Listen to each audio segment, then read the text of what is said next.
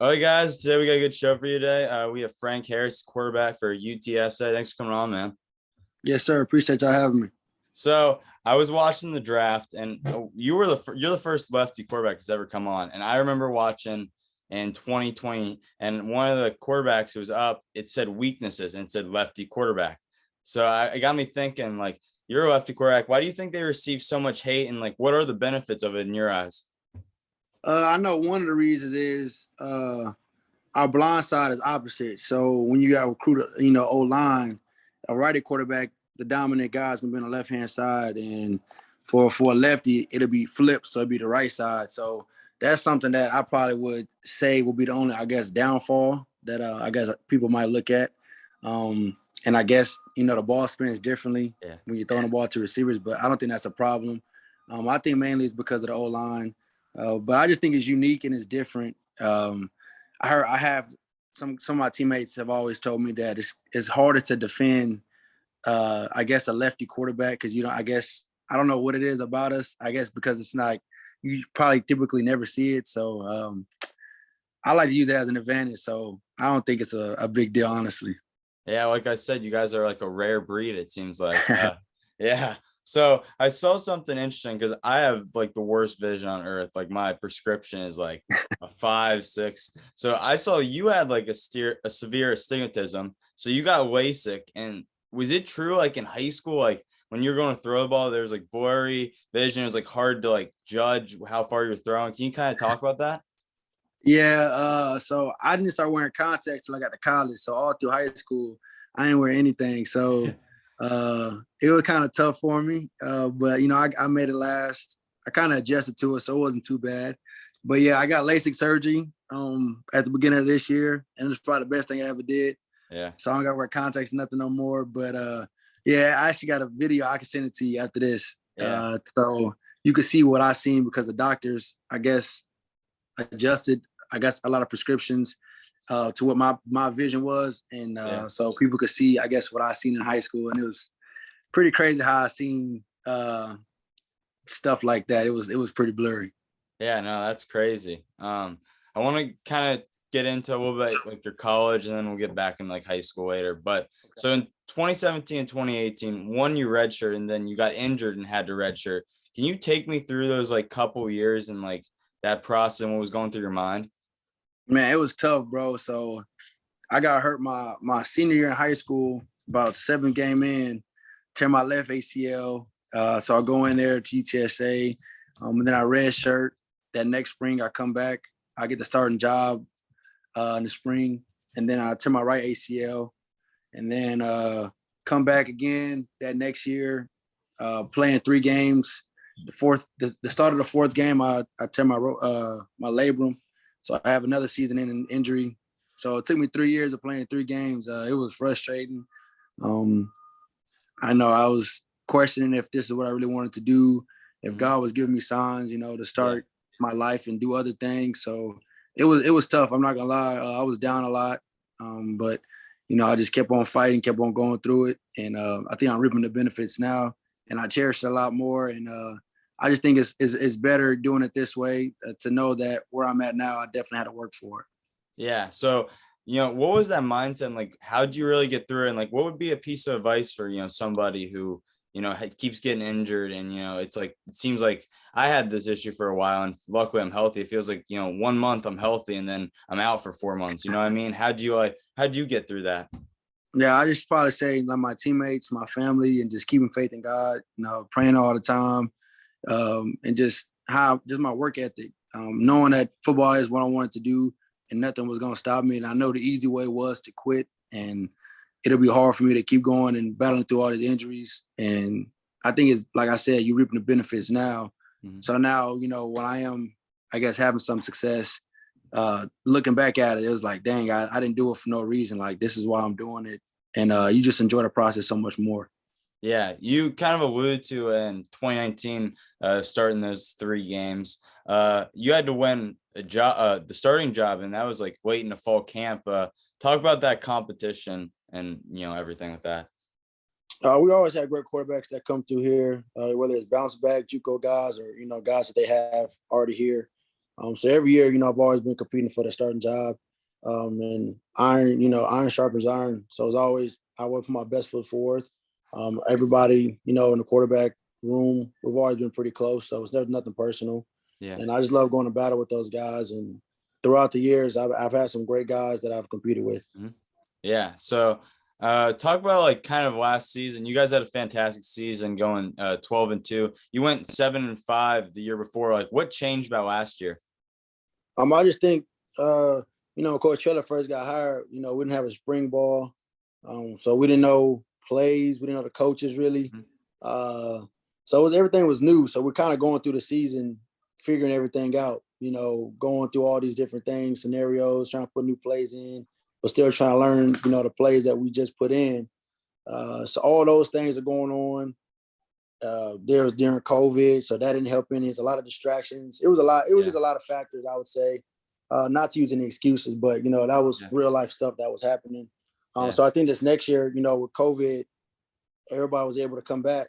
Mm-hmm. So we were, another year under the same system, coaches and everything. So I think we developed a relationship with one another and the coaching staff. And then we were older. So I think, it was just time. And I'm excited for this year as well. But it was an exciting year. I was happy for it. And I knew I wasn't surprised that we had the year that we did have. Yeah. Was it like in like 2020, that year we talked about that 7-5 year? Was there like things you were doing and you're like, yeah, like maybe it's not working now, but I know if we keep doing this, it's going to lead to like bigger and better things? Was there ever a mindset like that? Yeah, I think just as a whole, offensively, I just feel like we didn't really do as we weren't as dominant on the offensive side as we were last year. And I think that came with, repetition, confidence, all those things with the receivers, the O-line, all those things, and being young. Yeah. We had a lot of younger guys. So this past year, we were older. We were one of the older bunches. So I think that helped us out a lot, just getting mature at the positions and finally just getting some game reps. A lot of those guys, might have been there for a little while, but they might not have played in real games. And it's different, sit on the sideline, being there for 2 or 3 years instead of, playing. So I think that definitely helped out, and just staying true to the course. And finally, this past year, finally seeing what believing in the culture and all those things that my coach talks about, they finally applied, and we did. Yeah. So I was watching the Conference USA Championship game. You guys were up 42-13, and they started making a little bit of a comeback. Like, what was going on in your mind when that was happening? Man, that was crazy, bro. I was like, there's no way. If I lose this game, I don't know what I'm going to do.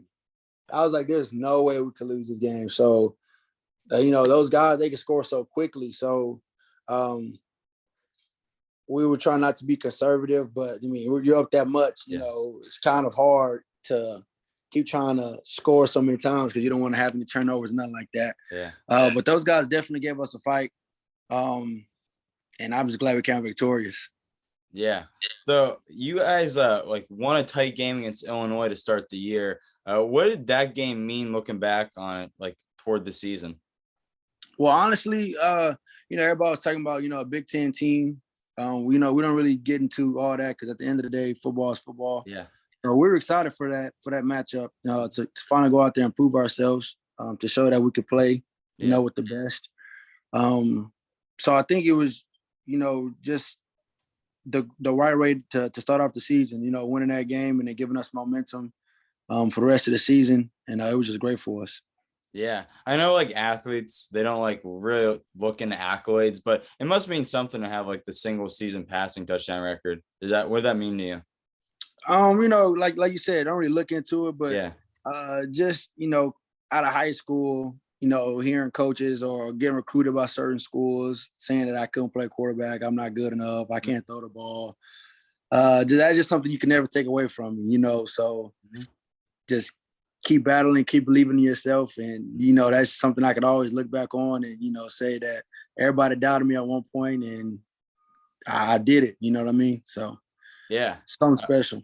Yeah, man. I want to like kind of look ahead to this year. So you guys have a really tough non-conference schedule. You have Texas, Houston, Army, first 3 weeks, how do you like look to build off, last year and be successful the first 3 weeks? Just keep getting better, trying to leave off, start off where we left off last year. So, the last game, just the playbook that we had, all the stuff installed, start off, day one with that plus more to just keep getting better and better. We can't take no steps back. We can't afford to have any days where we're just being mediocre. We just got to just keep getting great. But that takes days. So each day just keep getting better and better, whether that's 1% or whatever it is. Mm-hmm. And those are going to be some great tests for us, but I think we'll be up for the battle. And, we want to play the best. So in order to be the best, we got to play the best. So I think it's going to be good for us. Yeah. So, this is something like my coach always say, like, you can't look too far ahead in the future, but some things, there's like things that are just inevitable. Like, so this question I want to ask is like, so in the 2023 draft, it's got to be like in the back of your mind. What do you like need to do yourself to put yourself in a position, to be drafted? Honestly, a lot of people typically ask me if I get nervous about games and stuff and put pressure on myself. I don't really look at it like that. I just go out there and play football. So at the end of the day, all that's going to take care of itself. God has something in store for me. So I just got to go out there, play football like I know how. And, if that's something that, God wants me to do, then throughout the season, he'll make sure that everything is in line and I'll be fine. Yeah. So this year I saw you guys had 6 players, looks like you got signed and 1 drafted. What does it mean to see those guys and all their hard work, pay off? We got 2 guys drafted. Yeah. 2? We got Reek. He went to the Seahawks, and then my lineman Spence. He went to the 49ers. It's just crazy, especially Spence. We grew up together. He came to UTSA. I had some influence in him coming to UTSA because, growing up, we always played against each other, especially in high school and stuff. So I wanted him to block for him because I know how good he was. And he had a lot of big time offers, and he's younger than me. And just seeing him go fulfill his dreams, it's pretty cool. Same thing with Reek. He was my receiver when he first got here, and him getting transitioned to cornerback, it was tough for him. And it was hard. He hated it. And just seeing him go, like stuff like that, it's just like it's crazy because you've seen the growth, them as a person, and it's pretty unique. And then everybody else who went undrafted, those guys putting in work every single day, kind of gives people like me hope and faith that that I got a shot or that I have a chance. And everybody else, at UTSA, and people who want to come to UTSA, those guys are just living testimonies that, we can go to UTSA and get drafted or go undrafted. So salute to those guys, and we appreciate them. Yeah. So you grew up outside of San Antonio, right? Yes, sir. So what did it mean to like be able to stay home and play for UTSA?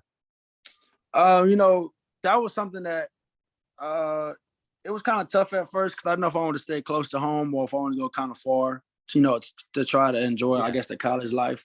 Yeah. So all my family from San Antonio area, and I know if I wanted, my grandma, my grandpa, my aunts, and everybody to come watch me play, that I would have to stay close to home. And the crazy thing is, though, like UTSA is about 30 minutes from where I'm from. So growing up, I never came to this side of town. Yeah. So everything was new to me as well. So I'm using GPS and stuff, and everybody like, ain't you from San Antonio?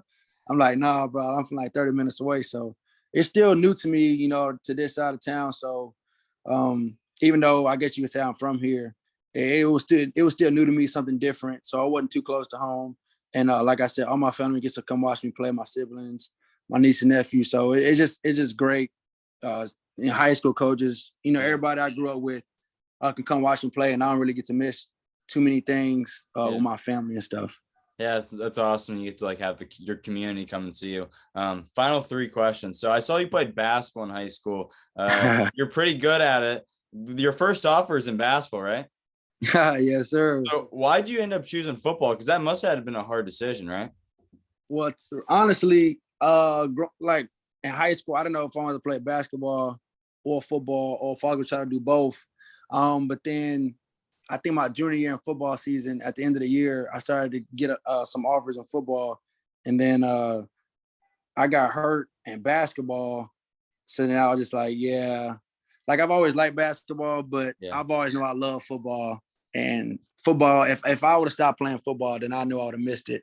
But you go to the rec and play basketball. So I kind of just, live on my glory days, Yeah. at the rec. But it was kind of tough.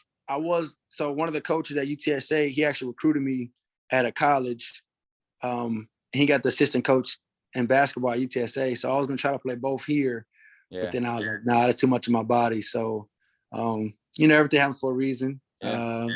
God wanted to play football and live on my glory days in the rec for basketball. So I do that occasionally. So I'm glad that I chose football. And I get injured enough in football. Imagine if I played basketball with all that jumping. So Yeah. it's all good. No, yeah, you're preaching to the choir. You got to take everything one day at a time, and things Yep. happen for a reason. So when I watched you play, like you remind me a lot of like Mike Vick. Were you a big Vick fan, or who'd you like grow up like idolizing? Anyone? Man, I love Vic, man. Everything, whether it's number 7, I wear 7 because of him. Yeah. It was crazy. We were both left-handed, so that made it even more better. And then like my style, I've always could run the ball just like him. So I kind of model my game after him, whether it's if nothing's open, run the ball.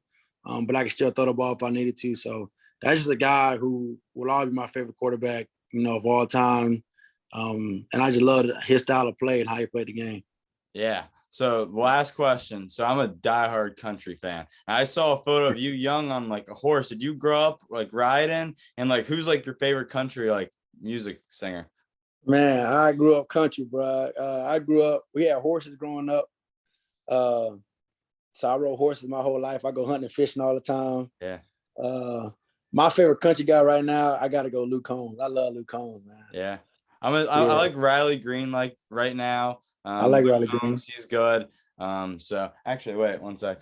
So I went to John Langston. He came to my school, and he actually I got this hat, and he signed it for me right there. So I like Morgan Wallen. He good. Yeah, so I'm like going to all that stuff this summer. The summer's getting around, so it's time to go to the concerts again. So yeah, you gotta listen to my buddy Kurt Grimes. He a good one. I'm really? see some of his music. Yeah. I'll have to listen. Yeah, well, Frank, it's been a pleasure. I really appreciate you coming on, man. It means a lot. Yes, sir. Appreciate you having me, man.